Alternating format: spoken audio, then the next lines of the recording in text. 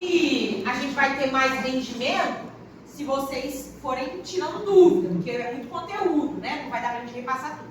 Então, assim, eu vou ir tocando, o que tiver bom, se a gente toca com pressa, o que tiver, vocês interrompem, pode ser? Então, ó, a nível de tegumentar, primeiro nós sabemos que este sistema é composto pela sua pele e derivados, e anexos, tá vendo?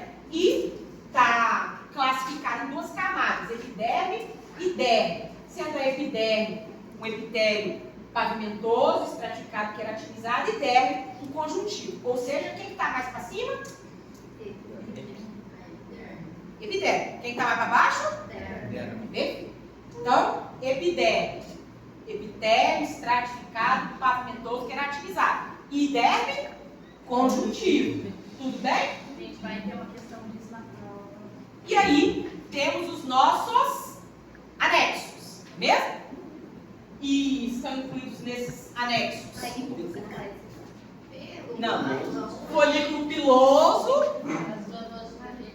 seu pelo, glândula sebácea anexa e glândula sudorípara.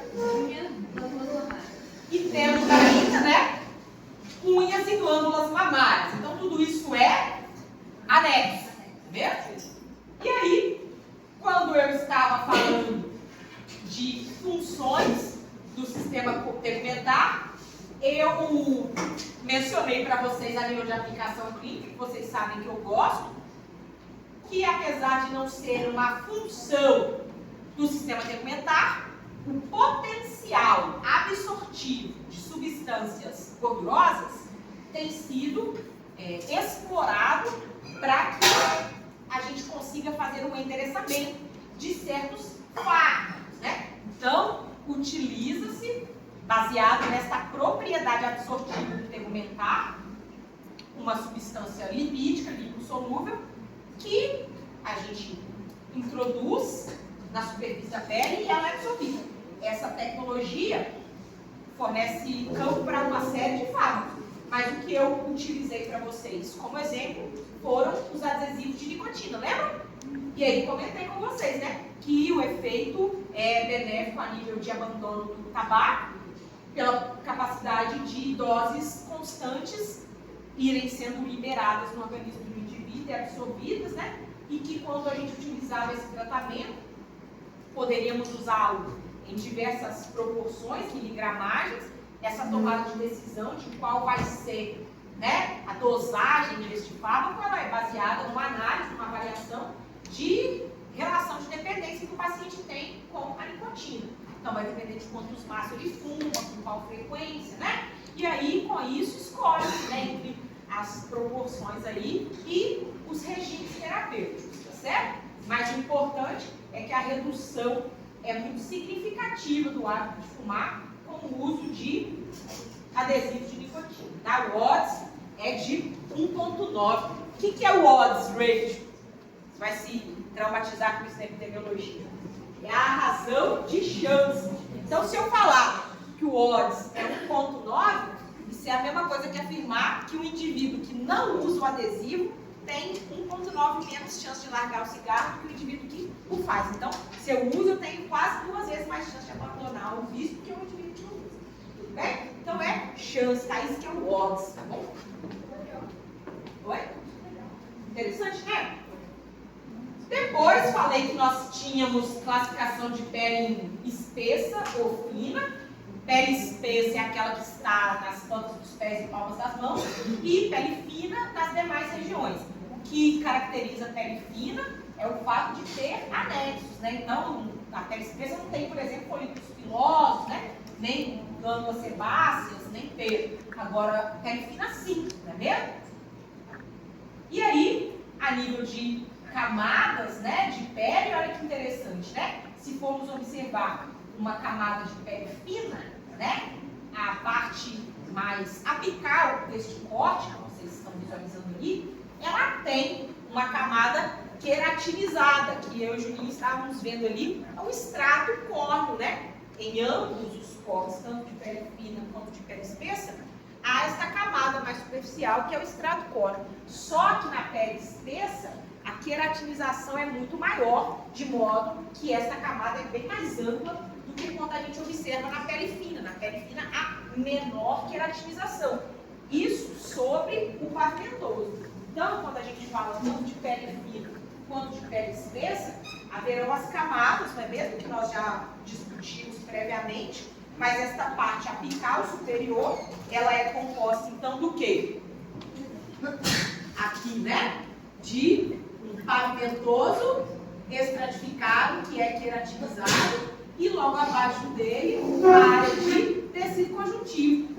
O que vai variar da pele espessa para a pele fina, além dos anexos, é a proporção dessa queratinização, que na pele espessa é muito mais ampla. Olha lá o corte da pele espessa, ó. O extrato córneo do pé que é gigantesco, né? Então tem toda uma área queratinizada sobre a área de tecido epitelial pavimentoso estratificado. Tudo bem? É mais fácil falar isso, se diferenciar dessa forma, do que essa aqui não tem tal camada, essa aqui não tem. É bem mais confuso. É verdade, né? E aí, meus queridos, nós temos, né, células que inclusive sofrem morte celular de uma maneira própria. Eu achei interessante isso, acho que eu vou mostrar a prova. Porque não é uma apoptose normal, né? Ela é uma apoptose diferenciada. Enquanto lá nas células do nosso organismo em geral, o mecanismo apoptótico envolve caspases e fragmentação nuclear, e por aí vai, que vocês vão ver na patologia, lá no tecido, no sistema tegmentar, as células simplesmente vão se enchendo de queratina cada vez mais, até que elas ficam rígidas o suficiente para descamar-se de uma maneira, né?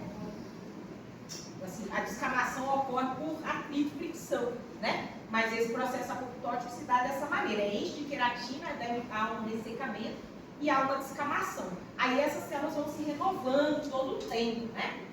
Olha lá, podem visualizar aqui, esta área basal, ela tem uma camada única de células aqui, e essas células são tronco, elas diferenciam-se nas células epiteliais maduras. E aí a parte superior, se vocês visualizarem lá no corte, ou no extrato córneo, vejam como você tem um grupo celular mais disforme, descaracterizado, em comparação às células mais interiorizadas no corte. É porque as que estão mais acima, apicais ao corte, elas estão se queratinizando todo o tempo, tudo bem? Aqui, né, temos uma micrografia do extrato logo abaixo, que é o espinhoso, e depois o conjuntivo, né?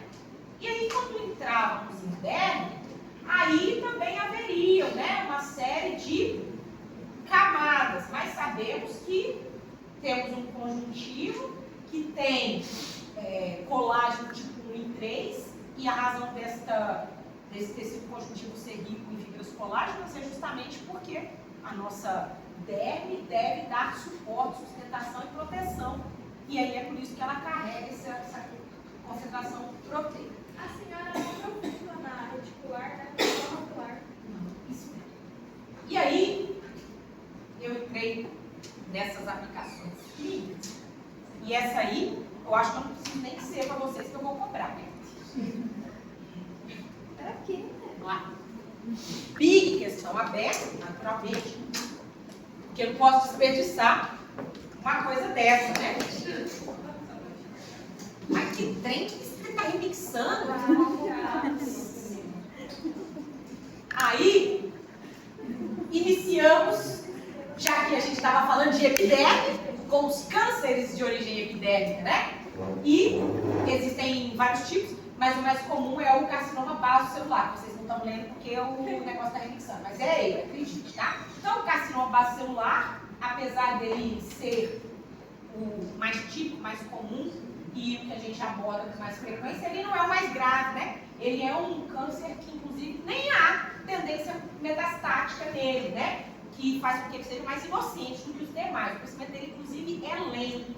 Geralmente, ele fica caracterizado aí por uma protuberância. E quando detectado precocemente, basta uma remoção cirúrgica simples, né? Técnica de MOS, retirada de MOS. E aí tira. Então, o carcinoma basocelular ele é limitado, de crescimento lento, baixo potencial metastático, e que pode ser removido por procedimento cirúrgico simples. Isso está claro? Depois dele a gente tem o carcinoma espinocelular, que em geral também, né, não tem ele também não é tão danoso quanto o último tipo que a gente abordou, mas ao invés de manifestar-se como uma protuberância, ele manifesta-se comumente como uma placa, né? E aí é uma placa indolor que também pode ser removido por retirada, né, por excisão cirúrgica, mas existem até outras técnicas que podem ser aplicadas. Mas a nível de câncer de pele, quando a gente fala assim, a técnica mais comum para o espinocelular e também para o melanoma maligno é a radioterapia. O que é a radioterapia? O que é a radioterapia? E qual que é o objetivo? Matar a célula. Então, assim, o que acontece? A radioterapia é a incidência de radiação sobre células malignas para que seja causado um dano a nível de DNA que seja letal. Então, esse é o objetivo da radioterapia: induzir dano letal a nível de DNA em células malignas. E ele só funciona nos tumores localizados e que têm acesso, né? Por quê? Porque é uma ação direta produtora de dano letal. Percebem a quem que se aplicaria uma radioterapia? Então tem que ser um tumor localizado e ele precisa estar acessível, porque você vai incidir com uma radiação produtora de dano a nível de DNA letal. Aí essas células morrem e você fica livre do câncer, pelo menos naquele local, né? Se ele tiver migrado, passeado pelo seu organismo, aí você vai achá-lo de surpresinha ou canto, né? Mas dos mais importantes entre estes que mencionamos está o melanoma maligno. Aí este é, de fato, o mais preocupante. É um câncer que deriva-se dos melanócitos, células produtoras de... E aí, estas células, elas vão começar a manifestar-se em caráter maligno e vão se apresentar, às vezes, agregadas em ninhos ou mesmo dispersas. E estas células, estas sim, têm um grande potencial metastático, né? E aí, ó, só para vocês visualizarem, isso aí é um corte de melanoma maligno. O que o caracteriza para dizermos assim, trata-se de uma formação neoplásica maligna? Deformidade. Né? É uma irregularidade, né? Então a gente olha isso aqui, a gente chama isso aqui de pleiomorfismo. Então são células que são muito diferentes entre elas, tá? E que não se parecem com as células normais do tecido. Então há um pleiomorfismo, né? Além disso, tem uma hipercromasia ali, outros caracteres que quando a gente estiver na patologia a gente discute com mais profundidade. Mas a detecção precoce é fundamental nesses quadros. E para que nós possamos identificar uma formação neoplásica como essa, existe uma regra que aplica-se, que é a regra do ABCD. Ela é muito útil para que nós possamos identificar, diagnosticar um melanoma maligno, tá certo? Então, o que caracteriza essa lesão? Primeiro, um formato assimétrico. Então, dentro da regra do ABC, esse A é assimetria. Então, assimetria da lesão. Isso é a primeira coisa que temos que considerar. O melanoma maligno, a lesão é assimétrica. B, borda de lesão irregular. Então, percebam aqui como que há uma borda irregular. Tá vendo? Então, geralmente, lesões limitadas, circulares, bem definidas, caracterizam neoplasias mais inocentes. Agora, as bordas irregulares, não. Outra coisa, coloração, variação de cor, é o C, né? Isso também é uma marca do melanoma maligno. E, por fim, diâmetro. Qual é o tamanho dessa lesão? Ele é maior do que 6 nanômetros? Se for, possivelmente, é o melanoma maligno. Então, Assimetria, borda irregular, coloração variada e diâmetro maior do que 6 milímetros caracterizam um melanoma maligno. Que é o que vocês estão visualizando ali, tá? Tudo bem? Prof, qual que é a palavra que você usou antes para irregularidade? Assimetria? Assimetria. Antes de falar do ABC. Ah, tá. Pleomorfismo. Mas o pleomorfismo é uma característica da biópsia, do corte histológico. Ah, ele não é visível. Não, só na microscopia. Dentro, o que a gente está vendo aqui no ABCD é a apresentação visual da lesão, né? Quando o pleomorfismo ele é a nível celular, tá? Prof, Eu?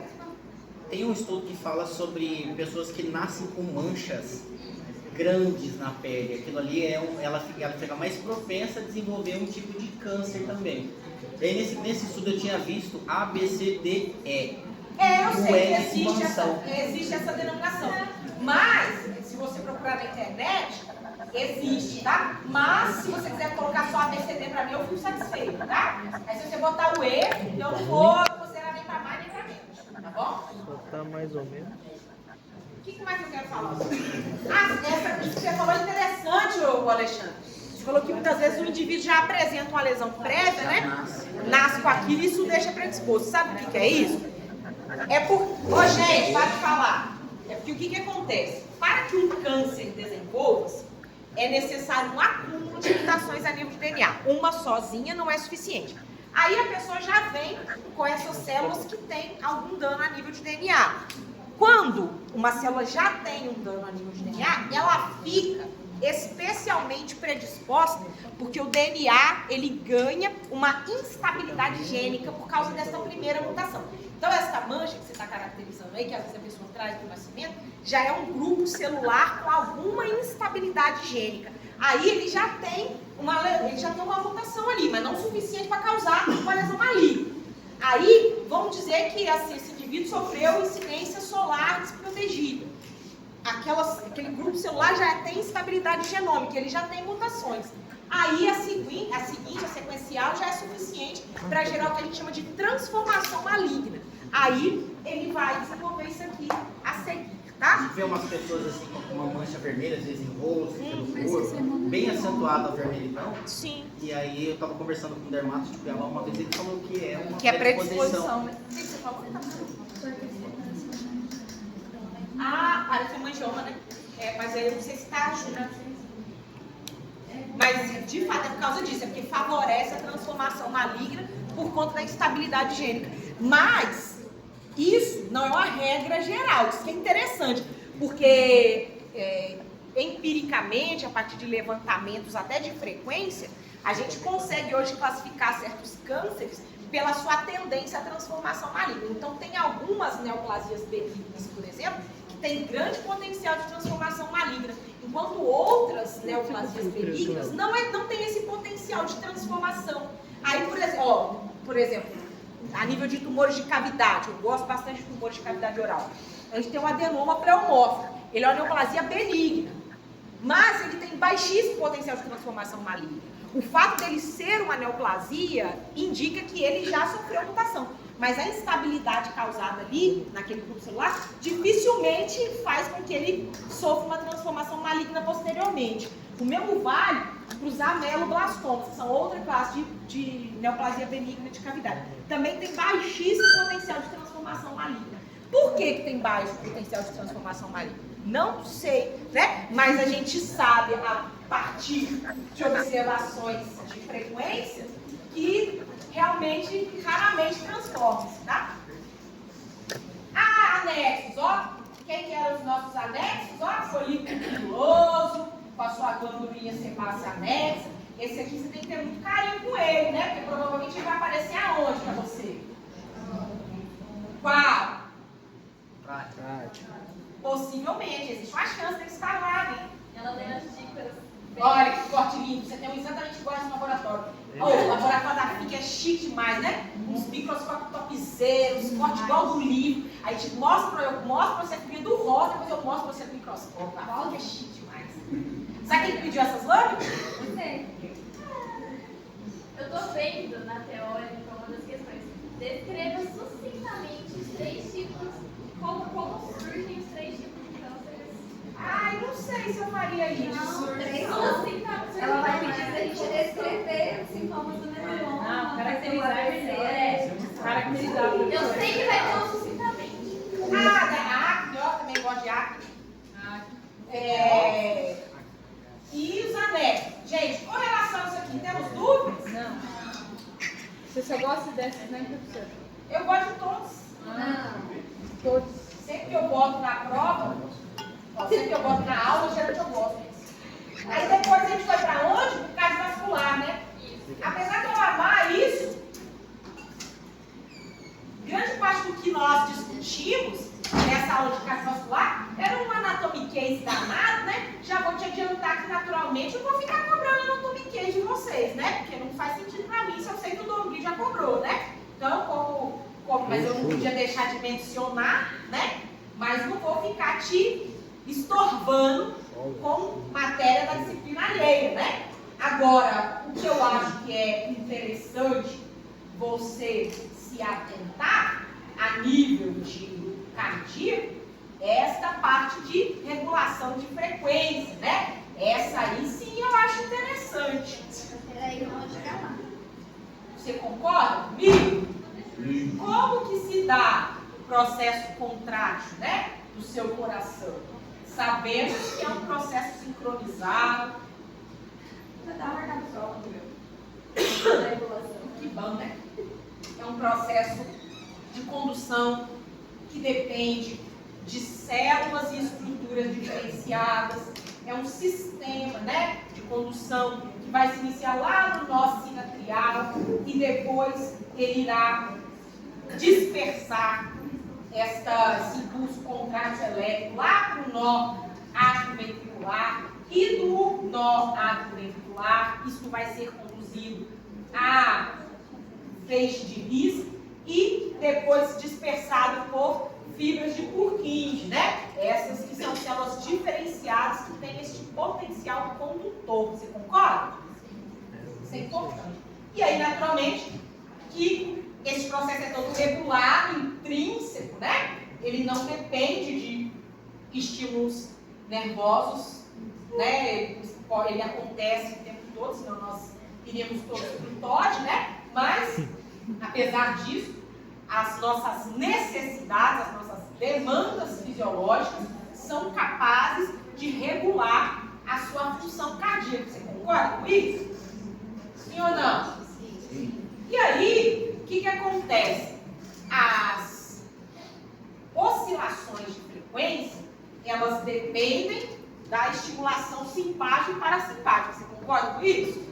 Então, o que vai induzir este processo? São as suas necessidades, né? Então, se você tiver maior necessidade, a frequência aumentará e, frente à menor demanda, a frequência diminuirá.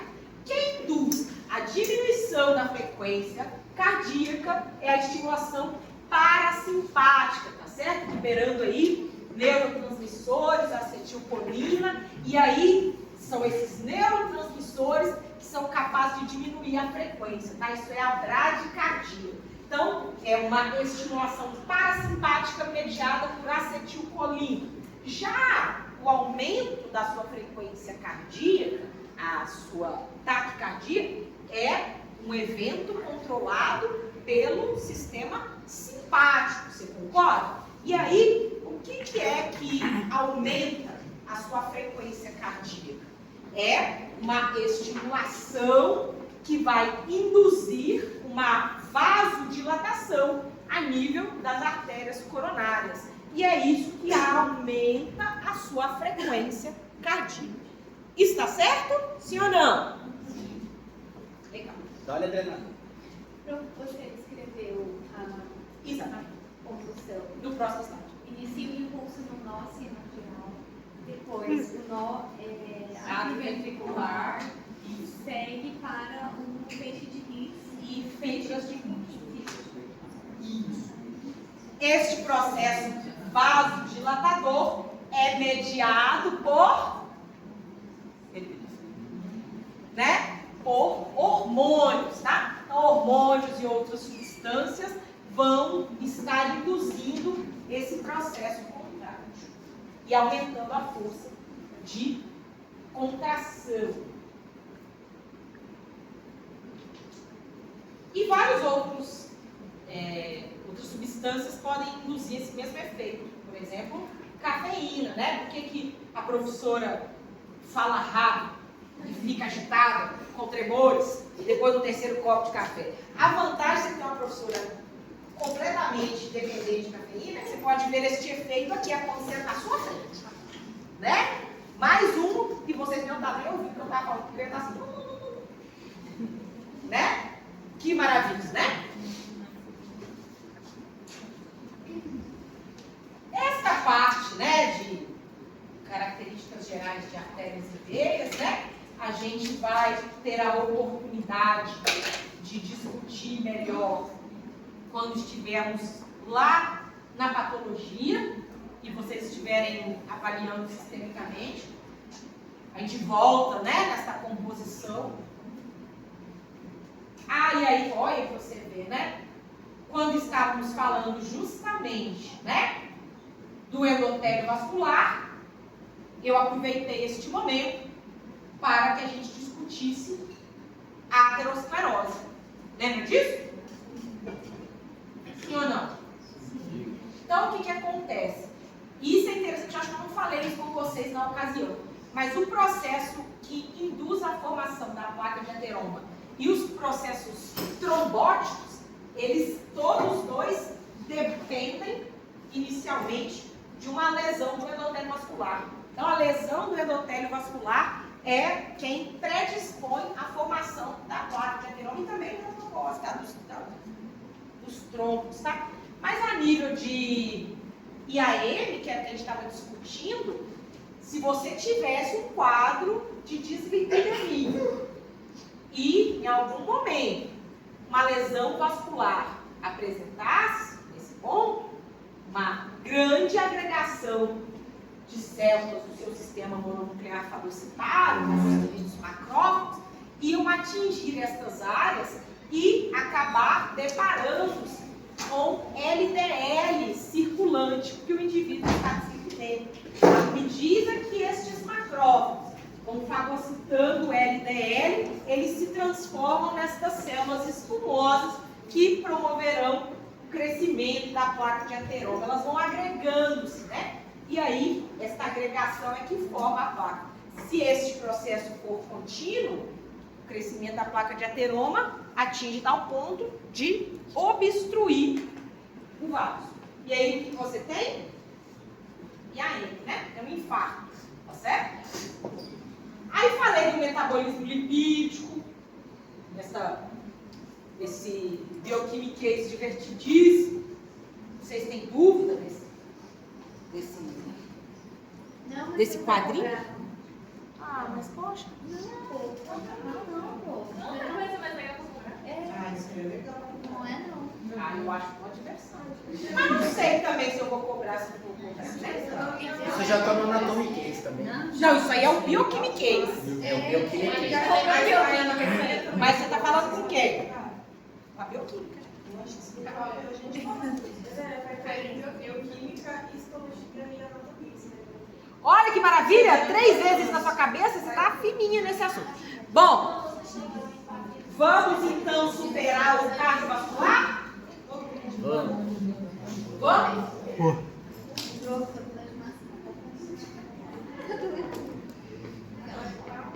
O que foi depois? Respiratório. Esse eu acho que é o que eu gosto mais.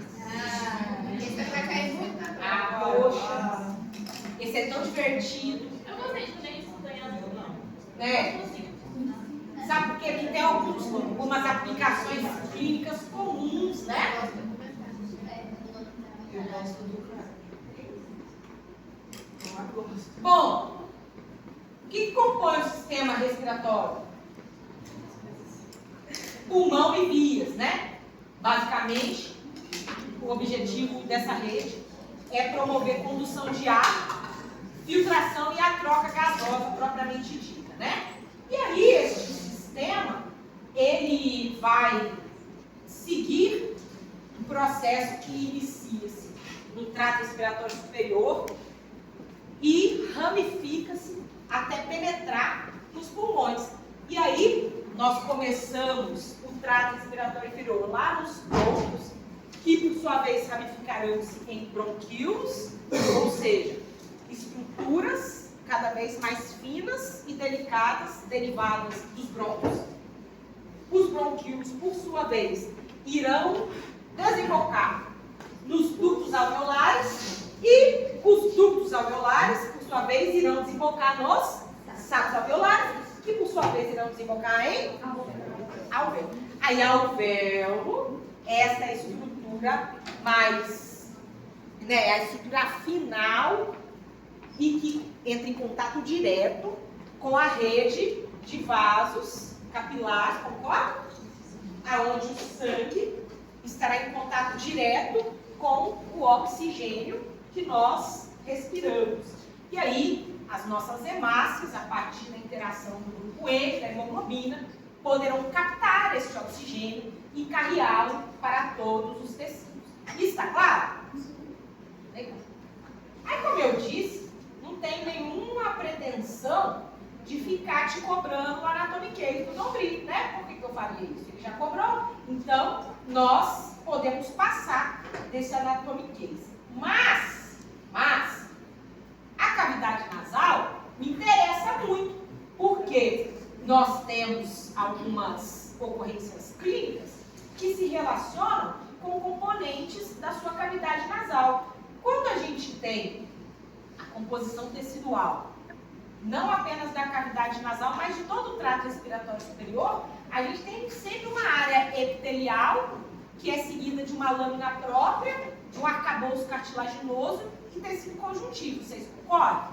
E aí, a lâmina própria, nessa região, ela é ricamente vascularizada, né? Ela tem muitos vasos, o que auxilia a gente a fazer o aquecimento do ar inspirado. Mas essa lâmina própria altera-se severamente em algumas condições infecciosas benignas e produz sintomas que são muito clássicos, né? Por exemplo, no resfriado comum, que é causado por adenovírus, né? Por vírus sincicial respiratório, rinovírus, o que acaba acontecendo clinicamente com os pacientes é um quadro de obstrução nasal, né? Representativo com altíssimo nível de secreção.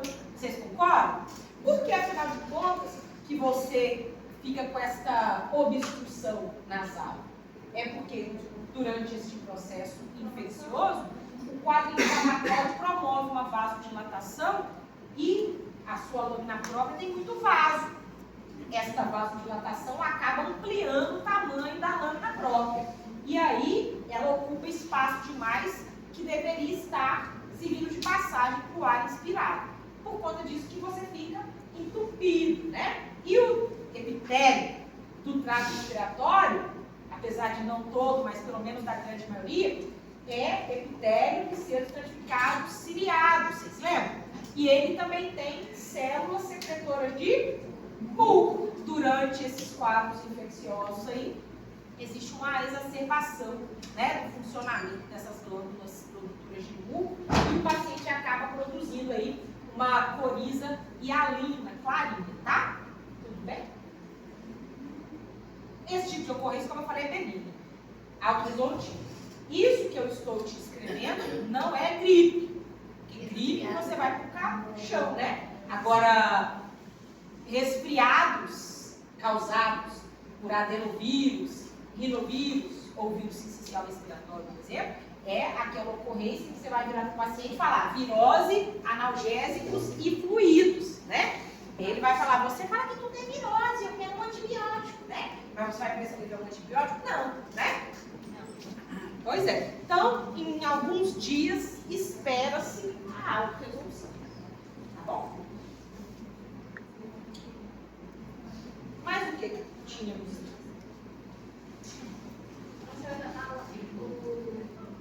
Ó, a nível de composição tecidual do trato respiratório superior, né? Começávamos lá na faringe, até atingir a laringe, não é mesmo? E depois disso, atingiríamos a traqueia. E aí, quando a gente fala dessas regiões de conduto aí, né? A gente tem sempre uma organização epitelial, conjuntiva e cartilaginosa, né? Vocês concordam? Então, ó, quando estamos lá na laringe, temos uma área revestida de epitélio estratificado pavimentoso e outra área revestida de pseudoestratificado ciliado. Tudo bem? Tranquilo? A área que é composta de epitélio estratificado pavimentoso é a área mais resistente deste epitélio. Então, ela está justamente nas proximidades das pregas locais, porque o ar fica passando ali para promover aquela, né, a nossa função vocal e a vibração. E aí, precisa mesmo ter resistência, né? Então, por isso essa área aí é estratificada pavimentosa. Agora, o restante é pseudoestratificado ciliar.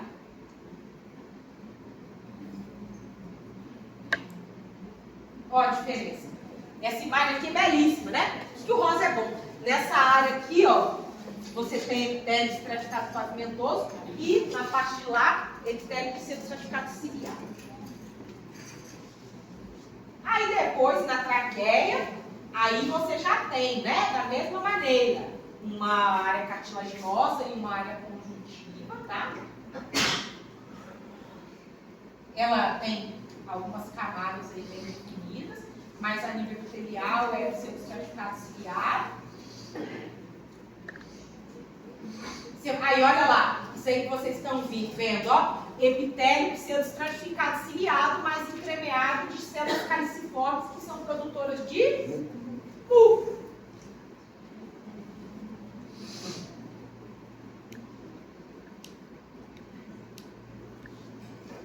Daí falei para vocês, né, que este epitélio pode, eventualmente, frente a certas agressões, sofrer de metaplasia, né? Que é uma alteração do tipo celular, fazendo com que ele adquira alguma característica de resistência a alguma agressão, né?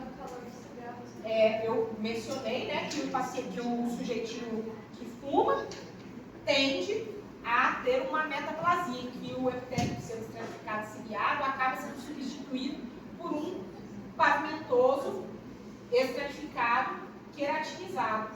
Isso vai levar ao trato respiratório superior ficar bem mais resistente ao calor do cigarro, mas também faz com que o paciente fique com a voz mais rouca, né? Tinha comentado também que aumenta a quantidade de células caliciformes e por isso aumenta a quantidade de muco. Por isso. O indivíduo asmático, inclusive, isso é mais comum. Qual que é substituído por qual? O epitélio pseudoestratificado ciliado acaba sendo substituído por pavimentoso estratificado queratinizado. Que é mais resistente. Que é mais resistente, exatamente.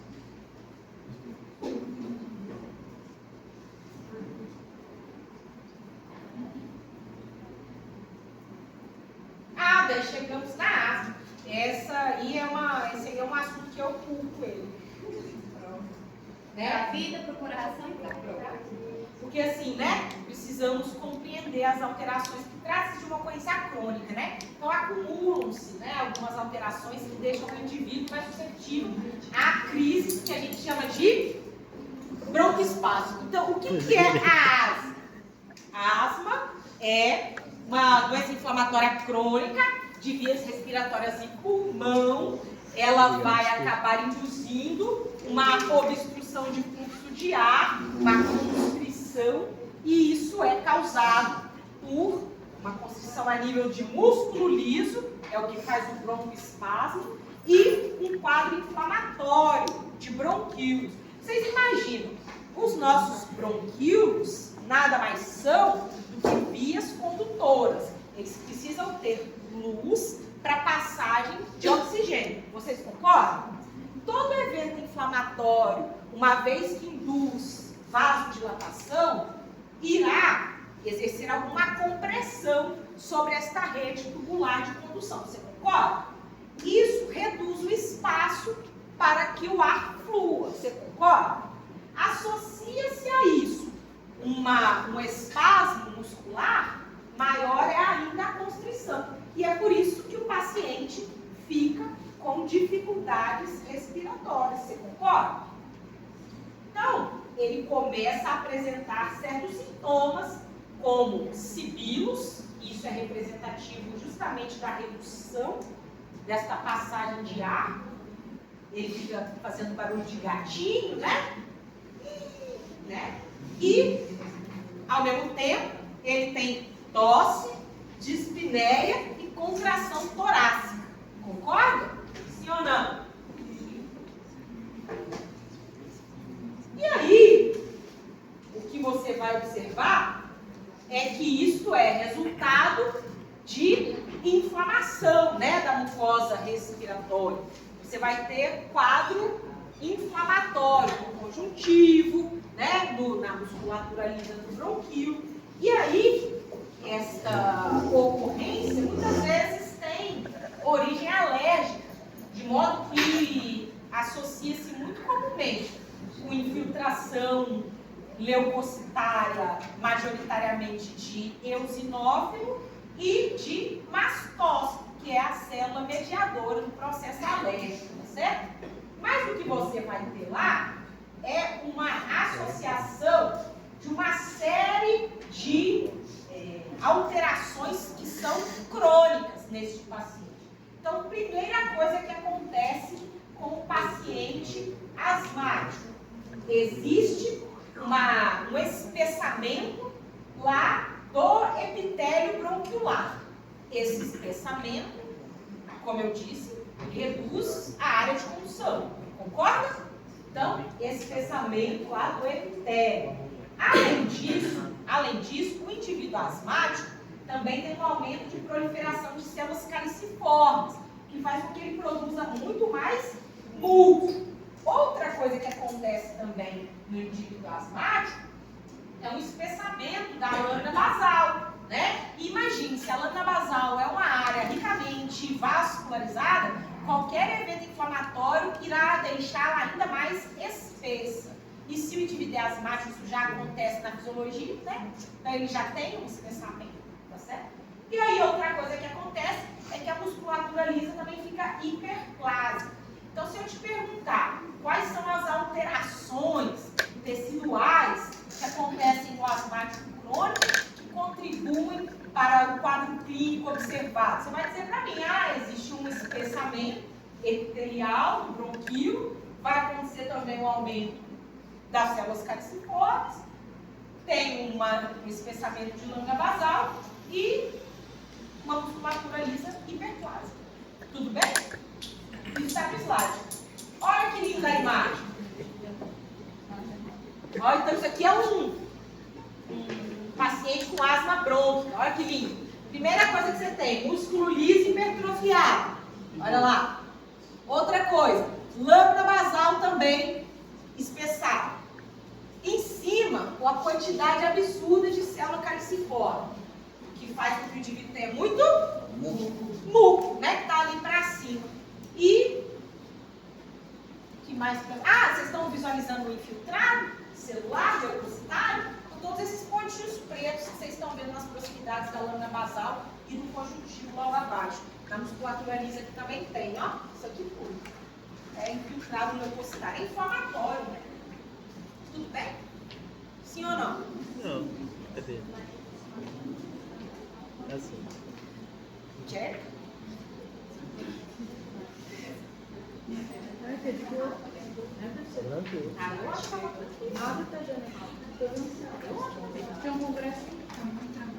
Então, com saúde também, né? Como é que trata isso? Vai depender do alvo, né? Você tem uma estratégia imediata, que é direcionada à crise, e outra de longo prazo, né? Então, você tem a nível de tratamento, medicação de alívio rápido e medicamentos de controle prolongado. Os de alívio rápido são os broncodilatadores, né? Esses que são ali medicamentos para prevenir a constrição do músculo liso, evitar o broncoespasmo, né?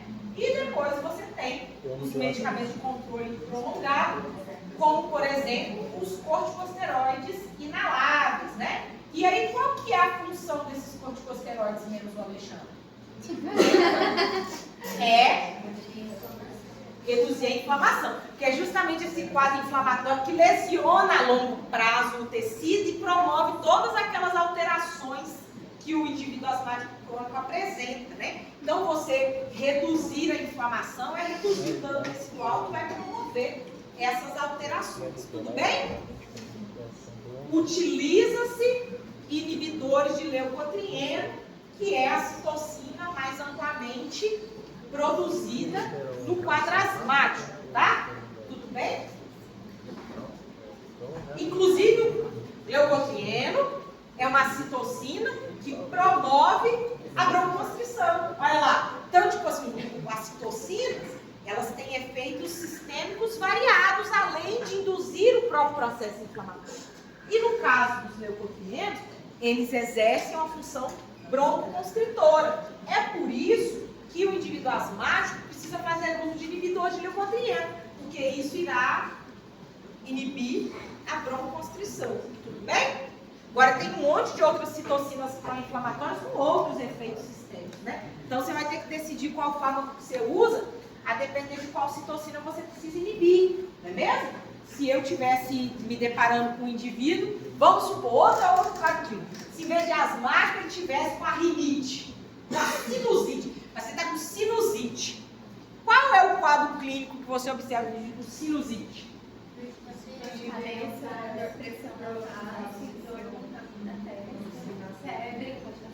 Febre, justamente. Tem muito muco, né? Tá cheio, obstruído. Então, ali, numa ocorrência dessa, é mais interessante fazer a inibição de outra classe de citocinas, que são as prostaglandinas.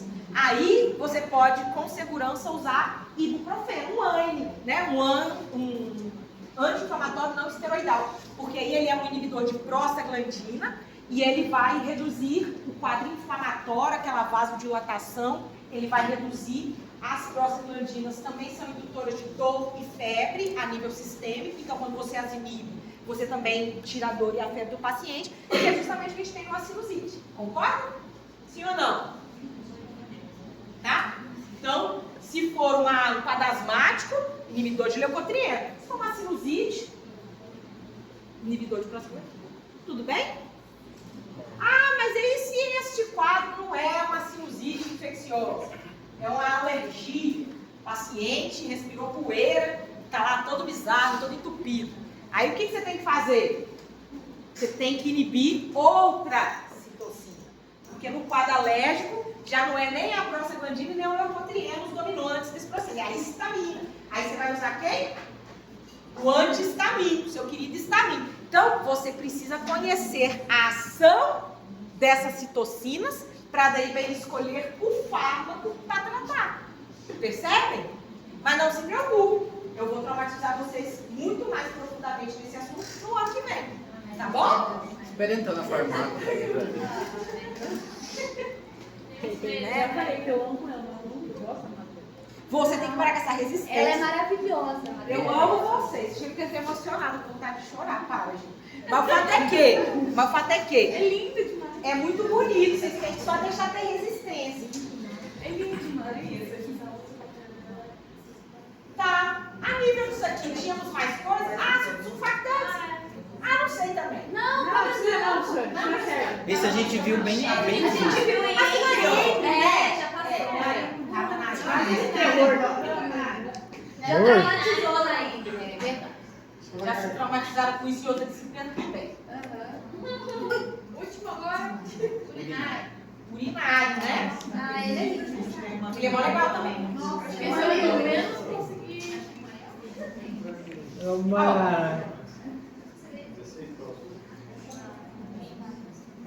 Bom, seu sistema urinário, ele consiste no quê? Rins, ureteres, uretra, e uretra esta que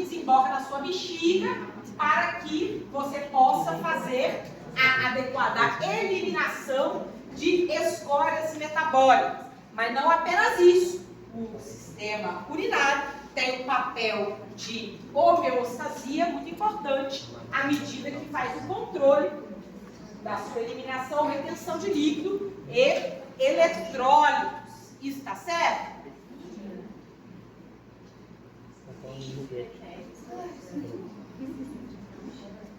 Outra coisa é contribuir para o pH, mas não vou ficar falando com você de tampão, porque a Elis já fez isso, né? Pelo amor de Deus. Não, Senhor Jesus Cristo, não, pula. Mas a função endócrina do seu sistema é esta sim. Só que ninguém meteu a mão é meu.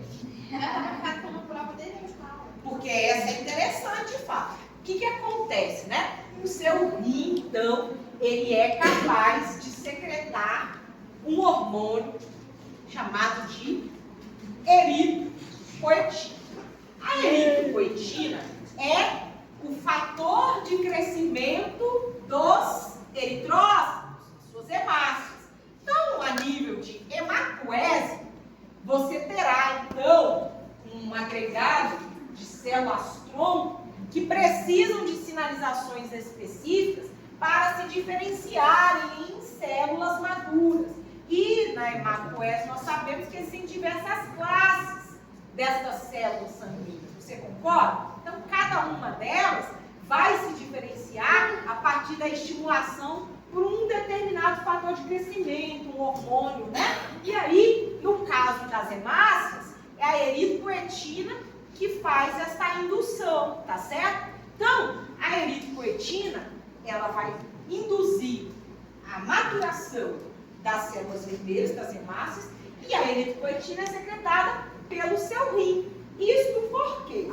Porque, como eu falei para vocês lá no cardiovascular, se não me engano, grande parte do nosso débito cardíaco vai no rim. Chega a 40% do seu débito. E o rim, ele consegue, a partir da presença de certos receptores específicos, né? Ele consegue perceber reduções nos níveis de oxigênio. Então, se o sangue atinge o trato urinário e vai encontrar os seus rins são capazes de identificar reduções dos níveis de oxigênio. E a redução do nível de oxigênio, ela pode estar relacionada com o quê? A redução da sua contagem de eritrócitos. Você concorda? Essa célula dura 120 dias no seu organismo, ela precisa de constante renovação. E aí, como é que a gente faz isso? À medida que essas células começam a cair em contagem, o seu rim percebe isso pela redução do oxigênio. E aí, quando ele percebe isso, o que ele faz? Ele começa a secretar eritropoetina. A eritropoetina sai dos rins e vai lá para a medula óssea. Neste momento, as células-tronco hematopoéticas, em contato com a eritropoetina, passam a diferenciar-se em hemácias. Um processo que começa aí, desde a formação de células pré-hemácias, por aí dizer, são uma série delas, tá? Com diferentes níveis de maturação, até atingir esse status de pró-eritroblasto, que vira eritroblasto, que depois vira reticulócito, que depois vira hemácia madura. O que está acontecendo nesse processo em que o pró-eritroblasto vira um eritroblasto, que vira um reticulócito? Primeira coisa, um pró-eritroblasto é uma célula ainda nucleada, tá? Tem núcleo, DNA, igualzinho a qualquer outra célula. Mas a hemácia tem núcleo? Não, né? Então, o processo de maturação das hemácias, ele envolve a degradação desse núcleo. Então, o pró-eritroblasto vai virar um eritroblasto, que tem um núcleo que já fica mais fragmentado, até ele virar um reticulócito, que apresenta apenas fragmentos nucleares. E depois que este eritroblasto transformar-se em reticulócito e a célula conseguir com sucesso eliminar todo este conteúdo nuclear, vira uma hemácia madura. Dentro dele só tem hemoglobina. De modo que, Se você pedir um hemograma do seu paciente e está cheio de eritroblasto lá, isso significa o quê? Que deu merda. Porque o que acontece? Nessas células não tem que estar na circulação. São células disfuncionais, imaturas.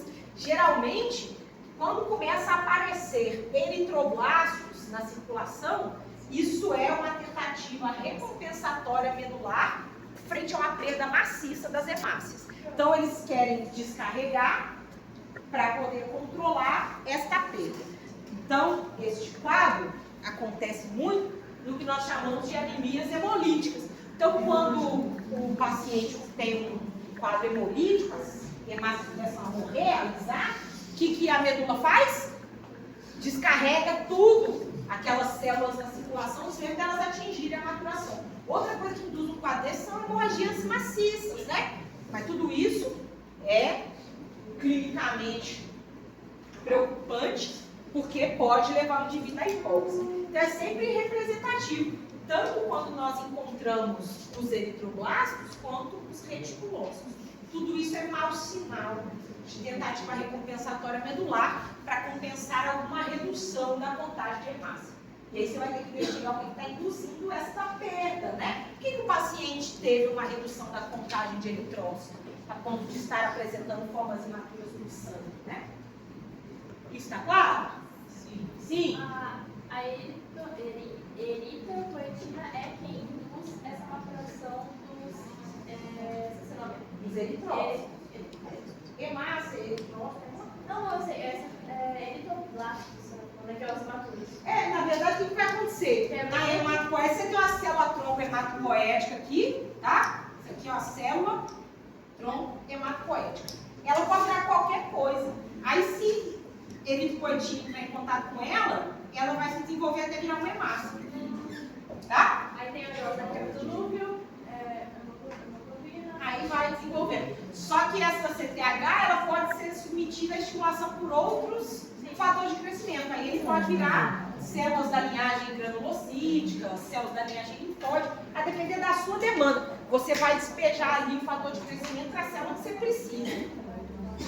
Isso está claro? Sim ou não? Mó legal, né?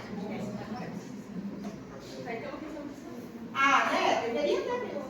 Escreva, sucintamente, Processo de maturação da célula. eu tô dando ideia de questão mais de Tá, falei pra vocês de ocorrências a nível da unidade de filtração glomerular, né? Alterações nessa barreira, que podem induzir, por exemplo, a síndrome de Gutt-Pearson. Vocês lembram disso? Né?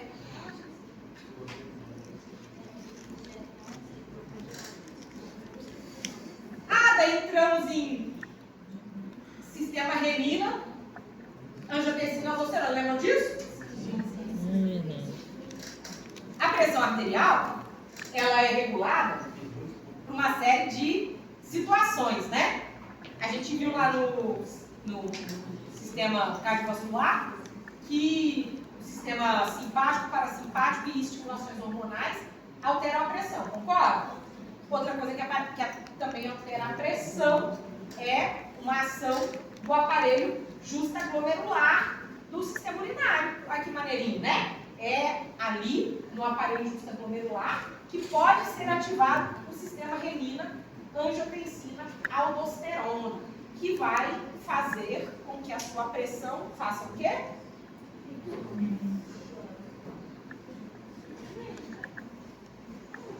Vai fazer com que ela aumente. Você concorda?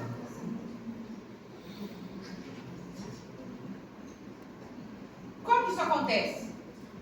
Primeiro, se você tiver frente a uma situação hemorrágica, por exemplo, ou um indivíduo que ingeriu um pouco de sódio, pressão ali caiu, o que vai acontecer imediatamente? Vai cair o débito cardíaco, que no rim é muito pronunciado, você concorda? Aí, lá no aparelho justaglomerular, existem células que contêm grânulos de renina, vocês concordam? A renina, ela é uma enzima que é responsável por converter angiotensinogênio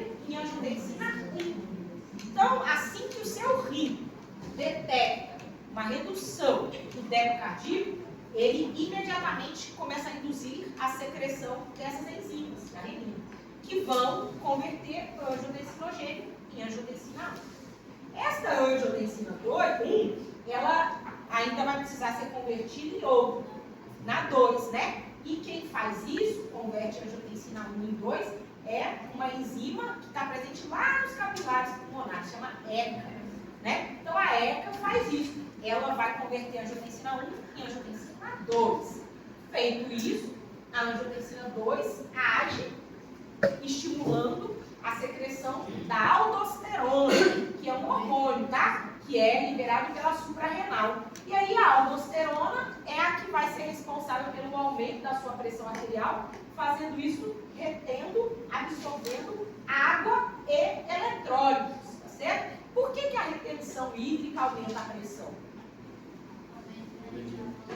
Porque aumenta a volemia, né? Então o que o seu rim faz? Ele começa a segurar a água para aumentar o volume sanguíneo e, por sua vez, aumentar a pressão arterial. Essa é uma das razões porque, por muito tempo, as terapêuticas para hipertensão arterial baseavam-se, e até hoje ainda baseiam-se, nos fármacos diuréticos,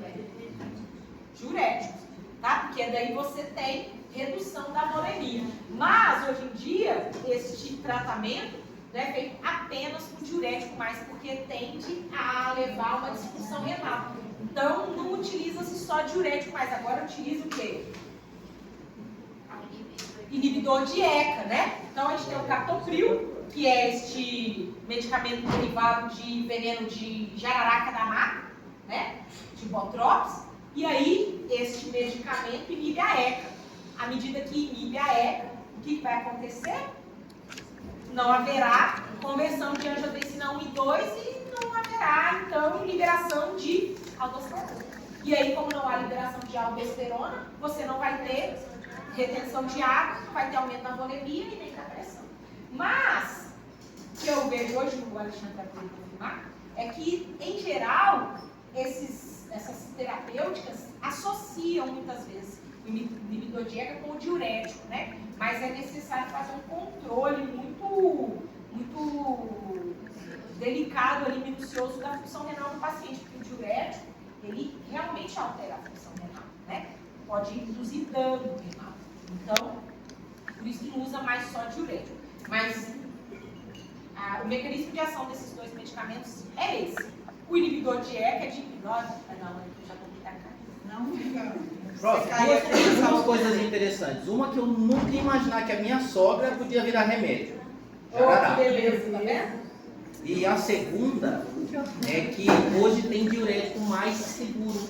Nas Os médicos tecnologias farmacológicas. saíram da hidroclorotiazida, eles estão mais pro lado da indapamida, justamente por menor risco renal.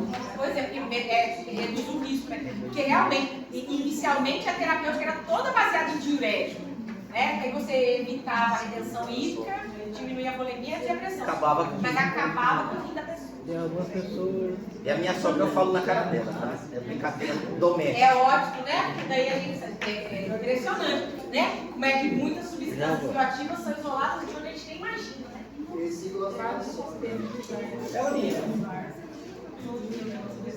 Amor, gente. Obrigado. O